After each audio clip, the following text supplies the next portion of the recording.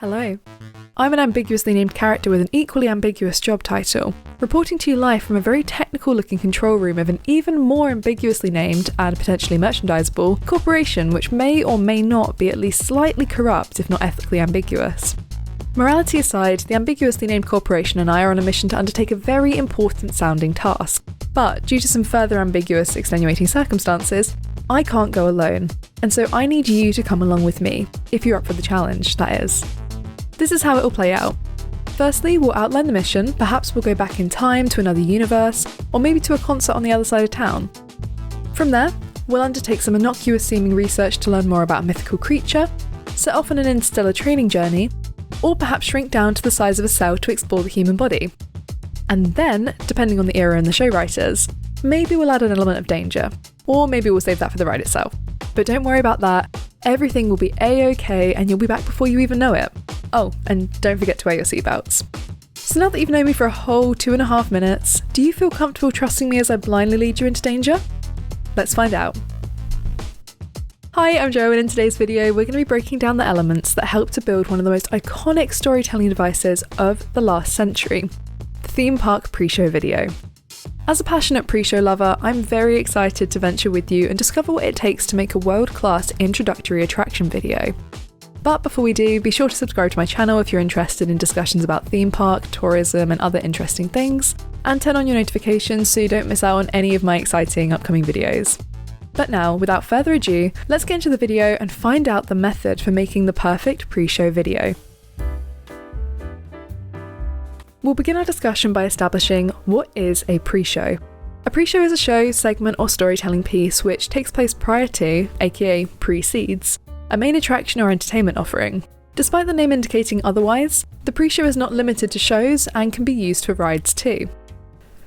While pre-shows are typically found in theme parks, they can also be used as introductory sections for whole attractions like the London Dungeons or the Disney Quest Arcade, which operated in Orlando's downtown Disney shopping complex, and can even be used for live entertainment segments like award shows.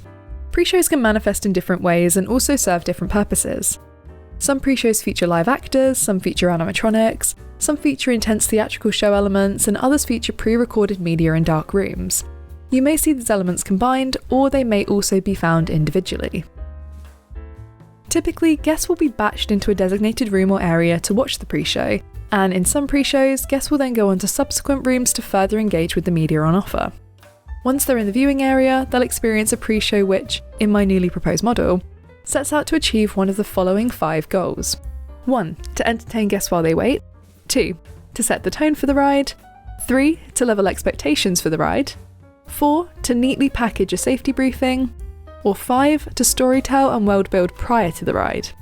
Seemingly regardless of the purpose the pre-show serves, they also consistently hit a number of marks regarding content and themes, like an element of danger or sense of urgency, a quick-witted, often quirky protagonist, or a woman in STEM giving instructions.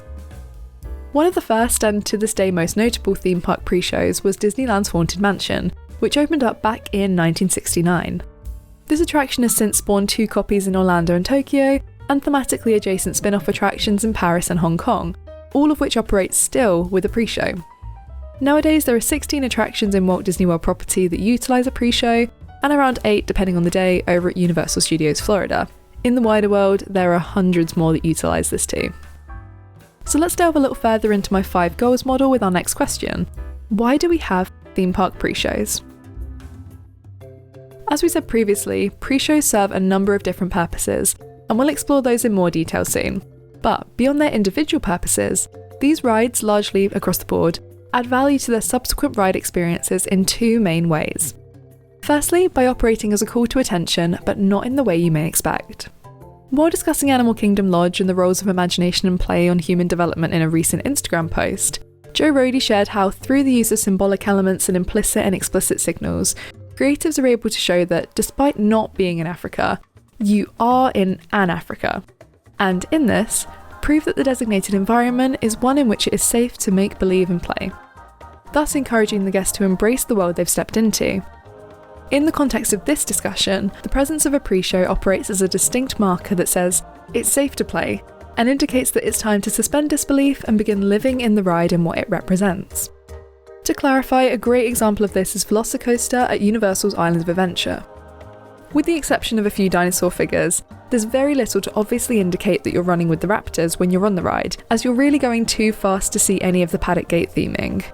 But the interesting thing about this ride is that you don't need any of this theming, as you already know what you're going in for.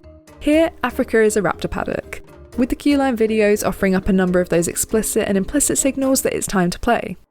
The messaging is authentic and clear. This is a real ride, and if you want to keep up, you have to switch to the mindset that the information you're given is true. No matter how silly it feels, every character and announcer is so serious about their roles that, if you don't play along too, it's almost like you're the silly one. Now, as with Animal Kingdom Lodge performing not as a hotel in Orlando but as a voyage to Africa itself, Velocicoaster is able to transcend its classification and perform not just as a roller coaster, but as a vessel for a high-speed race along some of the swiftest predators in history. This call to attention says that, regardless of the context, if you're not already playing along, it's time to start. Secondly, and rather obviously, a themed video featuring characters or set pieces from the relevant in-ride environment can massively elevate a simple generic roller coaster or dark ride and turn it into something bigger. In a field which constantly faces accusations of cost-cutting and shortchanging guests, these themed videos can easily take a 2-minute ride and make it into a 5 to 10 minute experience. While some argue quality over substance, it's easier to justify a longer wait for a longer ride. I don't want to give too much away as to how this is achieved, as I said, I will talk about this shortly, but to round up, you can ride a dark ride or a roller coaster nearly anywhere in the world and wait the same amount of time. But the pre-show can help to say that this one's different and that it's worth the long wait. After some serious research, I was able to establish 5 core reasons that attractions have pre-shows. Some pre-shows may have overlaps in motivation, and that's totally fine, but I'll be categorising them in what I perceive to be their best fit. And so, to begin the creation process for the perfect pre-show, you must first choose one of the following formats, each with its own distinct purpose, based on what's required for your ride. Number 1, the entertainer. 2, the tone setter. 3, the neatly packaged safety briefing. 4, the leveller. Or 5, the world builder. Firstly, we have the entertainer. No matter how interesting you may make them with props, fancy wallpaper, or interactive elements, there are no circumstances under which anybody wants to wait 50, let alone 120 minutes for a ride. And as they move through the seemingly never-ending series of rooms, guests start to get fidgety and restless, desperately seeking the light at the end of the tunnel. But there's one surefire way to make the queue feel a little bit better, and that's to break it up. No, don't be silly. Guests don't need to know anything about the attraction itself, but why not send in a little warm-up with a light bit of comedy and some prefabricated audience interaction to get the ball rolling? These are the key components of our pre-shows that are built to entertain. Muppet Visions, Monsters Inc. Laugh Floor, and Hagrid's Magical Motorbike Adventure are great examples of this one, as they offer little in terms of story development and more whimsy and silliness just to kill some time. Though, interestingly as a side note, for many of the pre-shows that fall in this category, you won't end up waiting more than about 10 minutes for their associated ride or attraction. Probably the most interesting of the purposes, we have the tone setter, which relates to the pre-shows which serve a more thematic or clarifying purpose. Sometimes the concept of a ride is so abstract that it requires an abstract pre-show, or so dark and sinister that it requires a pre-show as equally dark and sinister. Alternatively, they have a big reveal that showcases some amazing tech, or there's a feeling throughout the video that things just aren't going accordingly to plan. Whether tension building or evoking a gasp with a breathtaking track reveal, some pre-shows exist to give a sneak peek into what you're about to experience, without explicitly spelling it out. Some of the pre-shows in this category are darker ones like the Haunted Mansion, the Twilight Zone Tower of Terror, and Hex at Alton Towers, or lighter rides like Mickey's and Minnie's Runaway Railway or Tron Light Cycle Run. The absolute success of these rides hinges on the feeling or the vibe, whether light or fluffy, weightless and futuristic, or morbid and intimidating. So it's crucial to lay those foundations and sink the metaphorical hook into the guest's emotional bank before the ride starts, to give those feelings time to fester and develop for the most authentic ride experience possible. By the time you've read your 10th attraction information board of the day and heard the phrase "keep your hands and feet inside the vehicle at all times" so frequently that the words have become meaningless, crucial health and safety messages become especially ignorable. And that's where our next category comes in, the neatly packaged safety briefing. Typically rides with this pre-show require a little bit of extra attention for their safety briefings, and theme parks have figured out how to keep it. Bring in a charming, lovable host, usually reminiscent of a flight attendant, and get them to make safety fun. Throw in some visual gags, some inspirational music, and you end up with a pre-show that exists almost exclusively to convey a safety message, as in Soarin' and Star Tours. These rides tend to be a bit simpler and answer any questions you may have about your setting as you go through the queue line, but may have complicated or more intense safety procedures that need to be directly addressed. The visual embodiment of, well, we warned you. There's another type of pre-show reserved for a very specific kind of ride. A rougher ride. Kind that people are bound to complain about. You'll likely hear buzzwords like extreme or intense repeated in an effort to level expectations, and by the time you're sat on a ride, you'll know exactly what you're getting yourself in for, likely having had it spelt out, and have no excuses for backing out. Think Mission Space, Test Track 1.0. Feeling very similar to the neatly packaged safety briefing, the characters in the Leveler pre-shows have a bit more edge and snark and may throw a disapproving look or two in the midst of their speech. You'll likely get enough context to establish the ride's narrative, but their key focus is to let you know that you may not like this ride and to leave while you still can. While some rides are light and fluffy, self-explanatory and easy to follow, some are not. Some seem straightforward on paper until, after experiencing them, you find yourself spending the rest of the park day saying, "What just happened?" This is where one of the more effective pre-show models comes in, the world builder. Without this pre-show, you'd likely be able to give it some thought and figure out what was happening on the ride, but it's a lot easier just to have one. And they tend to add a lot to the ride too. Finding yourself in a secret underground research facility hidden beneath a museum before going on a trans-dimensional joyride back to the Cretaceous period makes a lot of sense with some justification. And likewise, boarding a spaceship to then jump through galaxies while battling a giant monster to an 80s soundtrack makes a lot more sense with some context clues. Why am I facing aliens in Manhattan? Why am I inside the head of a 12-year-old boy? And how did I get on the back of a banshee? All very valid questions, and thankfully, they have answers. These storytelling pre-shows are important as they allow for more elaborate concepts to be explored. They tend to integrate out of this world elements that are unfamiliar and feel unhuman, and the only way to explain their presence is with some extra information. But that's not the end of it. There are a few more things that go into building a pre-show. One thing about me is I love a trope.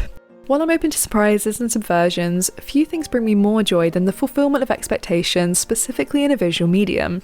As such, when I see the following features, I am thrilled. So let's discuss some of the most common tropes in pre-shows.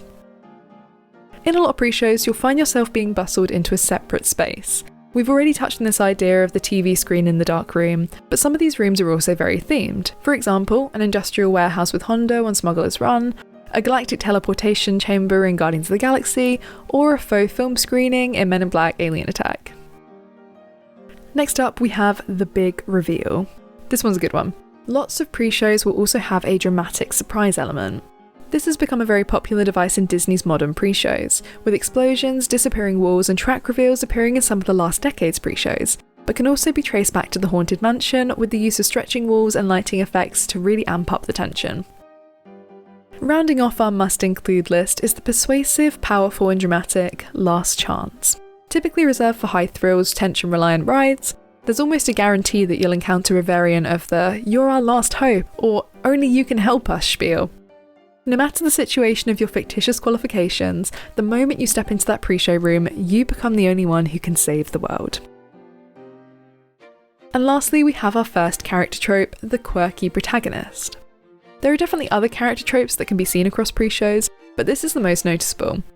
Whether they're a trained scientist or research expert, or perhaps even a world-class wizard, this protagonist frequently feels a little jittery or haphazard, or maybe they're mysterious or outspoken. Either way, we'll often see a character who, despite their abilities and knowledge far surpassing our own, requires us to step up to the situation. Now that we know what a pre-show is and what to expect from it, let's address a couple of concerns regarding pre-shows, and why they may not be all good. Firstly, it could be argued that in the case of pre-shows offering world-building, context, or necessary information, a pre-show just complicates the ride experience. To clarify, if the ride is so unclear that you require a debrief before you go on, that's potentially indicative of a problem with the ride narrative itself. A lot of people going to theme parks are there for an easygoing, often escapist experience, where they can just switch off and enjoy the day. and executing an entire lore drop before the ride could potentially complicate the experience to an unnecessary degree. Now, instead of just getting on the ride, you have to pay serious attention to a narrator, actor, or video to understand what you're about to walk onto. While it could be argued that guests seeking unthemed thrill-filled attractions could easily source them elsewhere, and as such, shouldn't complain about the few that do exist, it's worth considering other factors like language barriers and accessibility that may result in a lesser experience for guests if the basic information needed to understand the ride isn't readily available. There are also some complaints about the impact of a pre-show on re-rideability, and this one I totally empathise with.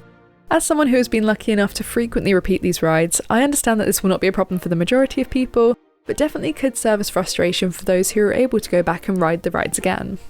While, as we've established, the pre-show is part of the whole experience, there are some days that I simply do not want to hear someone heckle Terry Crews and would love the option to skip a pre-show and just head straight to the ride. And in the case of a particularly bad pre-show, the unskippability could even be enough to put someone off riding the ride entirely.